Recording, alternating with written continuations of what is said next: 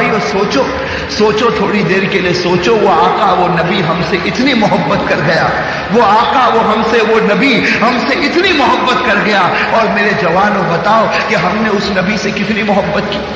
میرے بھائیو وہ صحابہ کرام کی زندگی کو اٹھا کر دیکھو، وہ کیسے صحابہ کرام تھے کہ نبی کا ایک حکم سامنے آتا، کسی صحابی کی مجال نہیں ہوتی کہ میرے نبی کا فرمان آ جائے پھر میں پیچھے ہٹوں۔ میرے بھائیو ایک صحابی کا واقعہ آپ کو بتاؤ، دل کانپنے لگتا ہے۔ ایک صحابی جن کا نام ہے حضرت عبداللہ رضی اللہ تعالی عنہ، روایت کے اندر ہے کہ یہ وہ صحابی ہے جن کے اندر شراب پینے کی عادت تھی، زمانے جاہلیت سے شراب پیتے تھے، اور شراب کی حرمت آ گئی، شراب حرام ہو گئی۔ لیکن حضرت عبداللہ رضی اللہ تعالی عنہ کا حال یہ تھا کہ کبھی کبھی شراب پی لیتے تھے اور اس کے بعد پھر شرمندہ ہو جاتے۔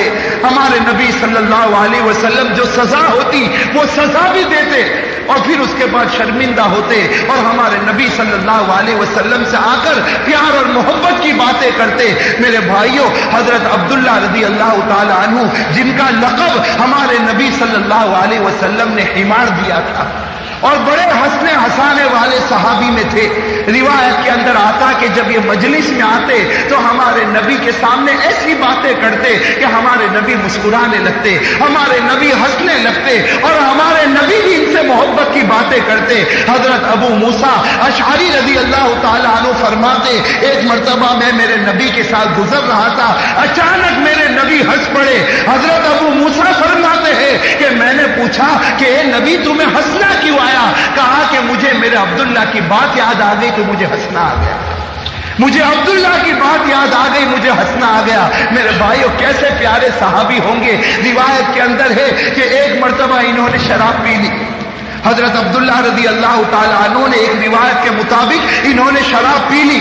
اب ہمارے نبی صلی اللہ علیہ وسلم کے سامنے لایا گیا، ہمارے نبی کے سامنے لایا گیا، اور اسلام کی جو سزا ہے وہ سزا ان کو دی گئی۔ اور سزا دینے کے بعد ایک صحابی کھڑے ہوتے اور اتنا جملہ کہتے ہیں، حضرت عبداللہ سے کہتے ہیں کہ عبداللہ تم کتنی مرتبہ شراب پیتے ہو، کتنی مرتبہ تمہیں نبی سزا دیتے ہیں، کتنی مرتبہ یہ عادت تمہارے اندر آتی ہے؟ تو اس وقت ہمارے نبی فرماتے لا تلعنوا کہ میرے عبداللہ کو برا بھلا مت کہو۔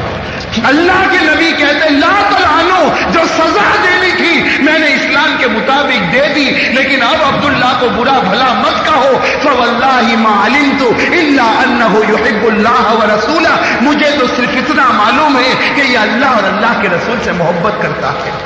میرے بھائیوں مجھے بتانا یہ کہ صحابہ کرام کو دیکھو، یہ حضرت عبداللہ کو دیکھو جن کے شراب پینے کی عادت ہے، اور ہمارے نبی کے زمانے میں کبھی بھول سے شراب پی لی، کبھی غفلت میں آ کر شراب پی لی، ہمارے نبی نے ان کو سزا دی ہے۔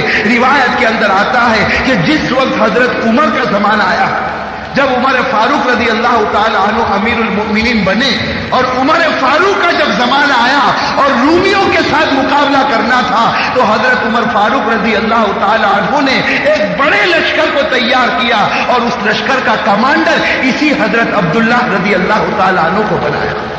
حضرت عبداللہ کو لشکر کا کمانڈر بنایا اور حکم دیا کہ رومیوں کے ساتھ مقابلہ کرنا۔ اب حضرت عبداللہ کے بارے میں ہے کہ اس وقت جوان تھے، تندرست تھے، خوبصورت تھے، اور حضرت عبداللہ ہنسنے ہنسانے والے آدمی تھے۔ اب پورے لشکر کو لے کر چلے۔ روایت میں ہے کہ حضرت عبداللہ رضی اللہ تعالی عنہ پورے لشکر کو لے کر چلے، اور جب روم کی سلطنت میں پہنچے اور وہاں بڑے گھمسان کی لڑائی ہوئی، وہاں بڑی زوردار لڑائی ہوئی، رومیوں کے ساتھ بڑا مقابلہ ہوا، لیکن خدا کا کچھ فیصلہ ایسا ہوا کہ حضرت عبداللہ اپنے لشکر کے ساتھ ہار گئے اور رومیوں کو جیت نصیب ہوئی۔ سارے رومی جیت گئے اور حضرت عبداللہ رضی اللہ تعالی عنہ ہار گئے۔ میرے بھائیوں دیکھو کیسے پکے صحابی تھے، ہار گئے۔ پورے لشکر کو روم کے بادشاہ کے سامنے پیش کیا گیا، روم کے حاکم کے سامنے پورے لشکر کو پیش کیا گیا۔ اب سب سے پہلے کمانڈر کو بلایا، حضرت عبداللہ کو بلایا۔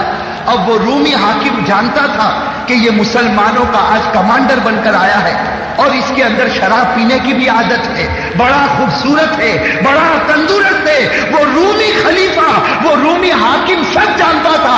اس نے کمانڈر حضرت عبداللہ کو بلایا اور بلانے کے بعد حضرت عبداللہ کی تعریفیں کرنا شروع کی۔ حضرت عبداللہ کو کہا کہ عبداللہ تم اس وقت مسلمانوں کے کمانڈر بن کر آئے ہو، اللہ نے تمہیں کتنی اچھی خوبصورتی دی ہے، اللہ نے تمہیں کتنی اچھی طاقت دی ہے، اور تم بھی شراب پیتے ہو جیسے ہم شراب پیتے ہیں، اور تمہارے اندر وہ بہادری ہے جو ہمارے اندر بہادری ہے، لیکن بس ایک کمی ہے، یہ کمی ہے کہ تو ہمارے مذہب کو قبول نہیں کرتا ہے، تو ہمارے عیسائی مذہب کو قبول نہیں کرتا۔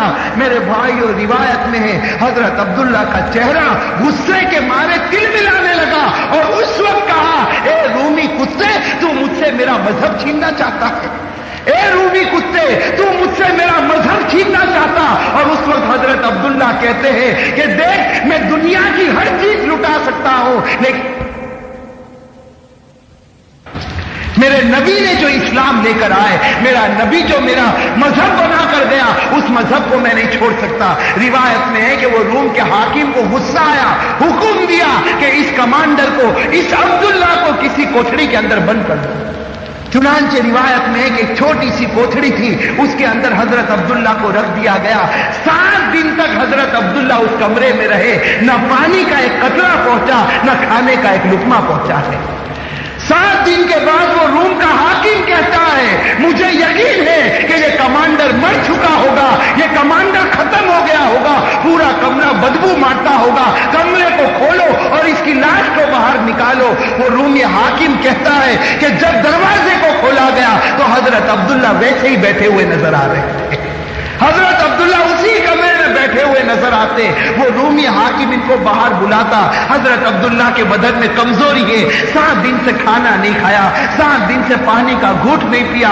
حضرت عبداللہ کو باہر بلایا جاتا، پھر دعوت دی جاتی کہ تو عیسائی مذہب کو قبول کر لے۔ حضرت عبداللہ وہی جواب دیتے کہ نبی کی محبت کو میں قربان نہیں کر سکتا۔ بس وہ حاکم کو غصہ آتا، پھر کمرے میں بند کرتا، اور کمرے میں بند کرنے کے بعد ایک خوبصورت لڑکی کا انتظام کرتا، اس کو آدھے کپڑے پہناتا، آدھی ننگی رکھتا، اور اس کے بعد ایک شراب کی بوتل ہاتھ میں دیتا، خنزیر کا گوشت، سور کا پکا ہوا گوشت دیتا، اور اس لڑکی سے کہتا کہ جا اس کمرے میں چلی جا، جہاں عبداللہ بند ہے اس کمرے میں چلی جا، اندر سے دروازہ بند کر دینا اور اس کے سامنے بیٹھ جانا اور عبداللہ کو بہکانے کی کوشش کرنا، اس کو شراب پلانا، اس کے پاس زنا کروانا اور سور کا گوشت کھلانا، اس کے بعد وہ ہمارے مذہب کو قبول کر لے گا۔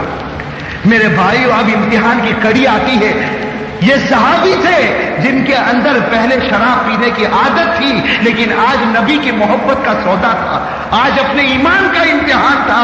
روایت میں ہے کہ وہ لڑکی اندر داخل ہوتی ہے، حضرت عبداللہ رضی اللہ تعالیٰ عنہ کو جب معلوم ہوتا کہ یہ لڑکی کمرے میں داخل ہوئی جس نے پورے کپڑے بھی نہیں پہنے، حضرت عبداللہ اپنی گردن کو جھکا دیتے، حضرت عبداللہ اپنی گردن کو جھکا دیتے۔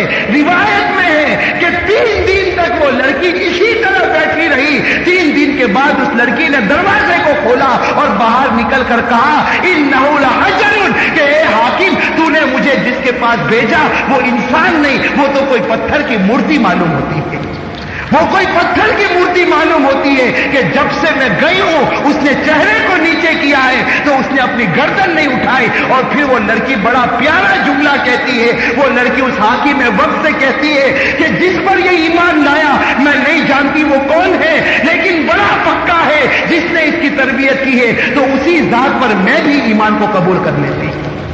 میرے بھائیو، روایت کے اندر ہے وہ حاکم وقت کو غصہ آتا، دل ملا جاتا، حضرت عبداللہ کو باہر بلاتا، حضرت عبداللہ بڑے وقار کے ساتھ لیکن بدن میں تھوڑی کمزوری ہے نکل کر حاکم وقت کے سامنے کھڑے ہوتے۔ وہ حاکم وقت اپنے درباریوں کو حکم دیتا کہ میرے سامنے دیگ میں تیل کو جلایا جائے اور تیل کو جوش مارا جائے۔ جب تیل جوش مارنے لگتا ان کے لشکر میں سے ایک صحابی کو لایا جاتا اور ان کو اس آگ میں ڈال دیا جاتا، تھوڑی دیر میں وہ جل کر بھون ہو جاتے، جل کر خاک ہو جاتے۔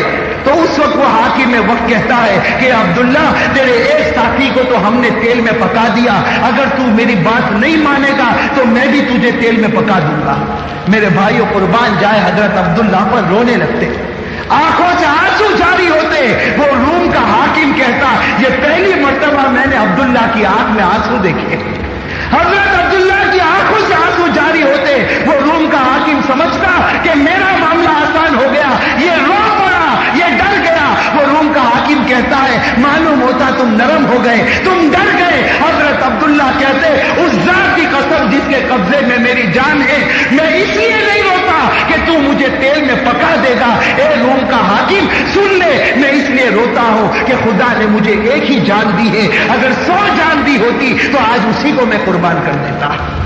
मेरे भाई और रिवायत के अंदर है, वो रूम का हाकिम समझ जाता ये बड़ा पक्का, ये बड़ा सच्चा है, हुक्म देता कि तुम वापस मदीने चले जाओ। हजरत अब्दुल्ला अपने लश्कर को लेकर जब वापस मदीने जाते, उमर फारूक मदीने की बाउंड्री पर खड़े हैं। हजरत अब्दुल्ला दूर से नजर आते, उमर फारूक की आंखों से आंसू जारी है। कहते हैं कि अब्दुल्ला, मुझे तेरे नबी ने बताया है कि तेरा मकाम मुझसे भी ऊंचा नजर आ रहा है। मेरे भाइयों सोचो, हमारे नबी सल्लल्लाहु अलैहि वसल्लम के इशारों पर ये वो सहाबा थे जो अपने आप को कुर्बान करने वाले थे। मेरे भाइयों, काश के अल्लाह ऐसा जज्बा हमको